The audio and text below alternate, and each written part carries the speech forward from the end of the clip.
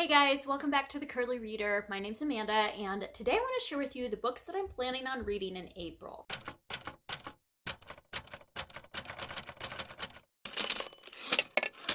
Alright, so I'm going strong. I have done monthly TBRs every month this year so far, so I figured, why quit now? I don't have a lot of reading plans in April, a lot of firm reading plans, but I do have some, and so I thought I'd share those with you, and then also share with you just a couple of books that I'm hoping to get to, but these are more like tentative.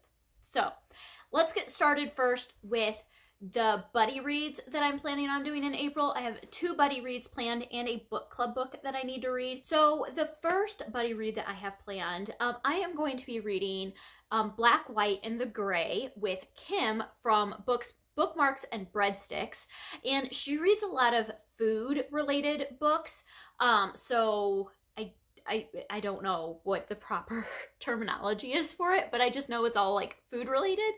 But this specific book, it is by Mashama Bailey and John O. Morisano, and it is about a black chef from Queens and a white entrepreneur from Staten Island, and they go into the Deep South and they basically turn a dilapidated, formerly segregated Greyhound bus station into a restaurant.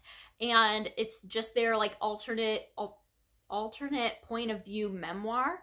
And so it sounds really, really good. And I'm excited to read this with Kim in April. And then the other buddy read that I have planned, I was watching Chantel from An Intentional Life. I was watching her April TBR, and I was like, hey, want to read this book with me? And she's like, sure, let's do it. So we are planning on reading Spare and Found Parts by Sarah Maria Griffin together. This was just like a random cover buy for me from Book Outlet, and she got the same book from Book Outlet.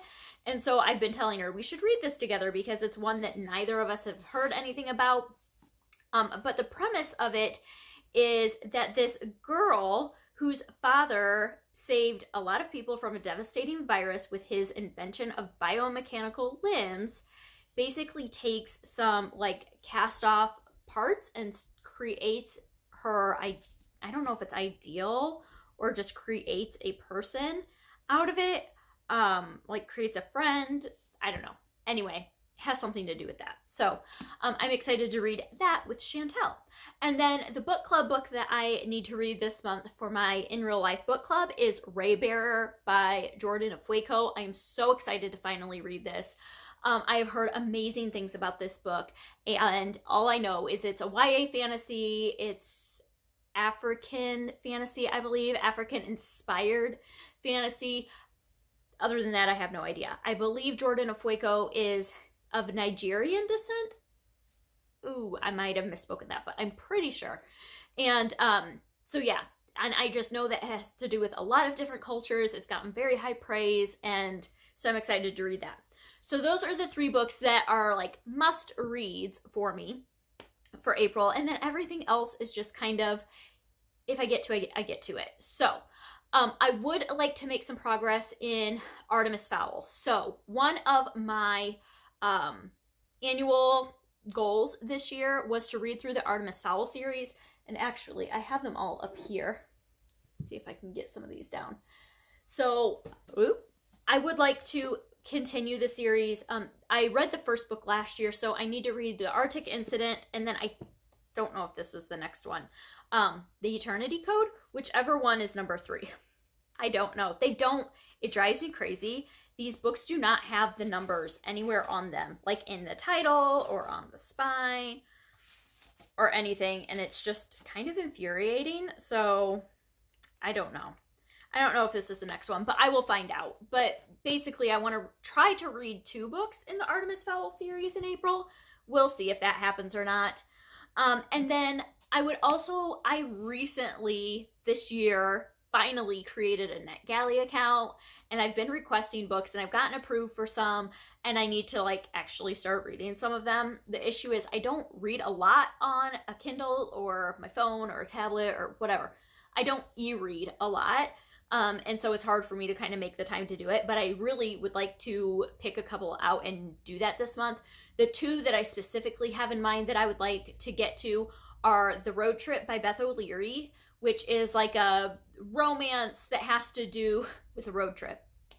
And then I would also like to read, I got approved for Emily Henry's new book, People We Meet on Vacation, and I would really like to read that this month if I can get to it on NetGalley.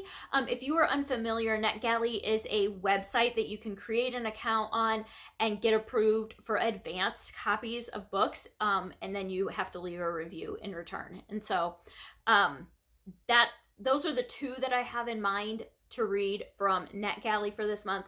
And then I have two more books that I would ideally like to get to. We'll see. The first one is Barbara Kingsolver's The Bean Trees.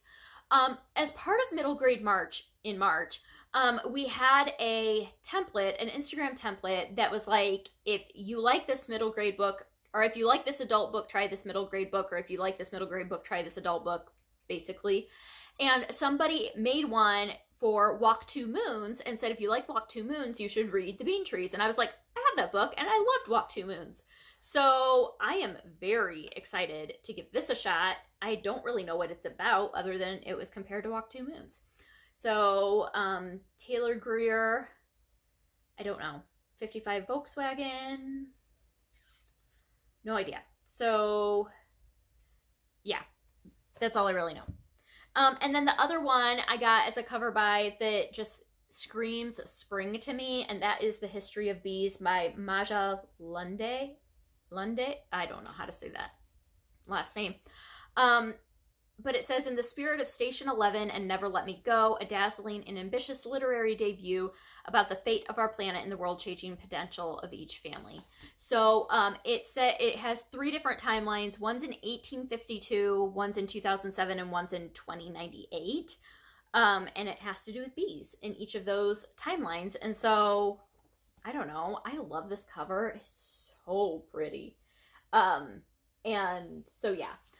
It just seems like a very spring-like book, and I would like to read some more of these cover buys. I also think that this might be on my 2021 TBR, which would be really good if it was, because I need to start making some headway in that as well.